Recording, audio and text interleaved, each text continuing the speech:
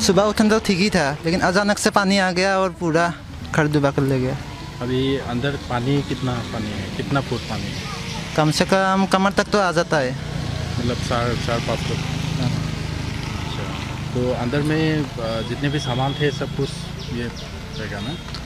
थोड़ा बहुत तो रह गया, लेकिन जितना निकल सकते थे इतना तो निकल लिया है हमने। कुछ तो है अंदर में, निकल नहीं सका।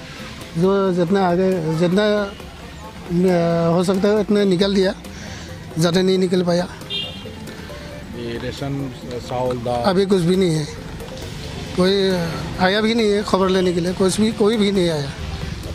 अच्छा, इस गांव में कितने लोग अफेक्टेड हुए हैं?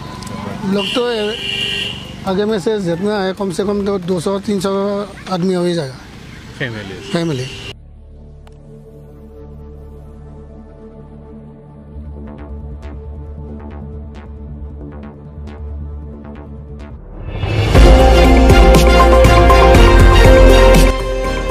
আমার বাংলা, সঙ্গে থাকুন, সঙ্গে রাখুন। আমার বাংলা।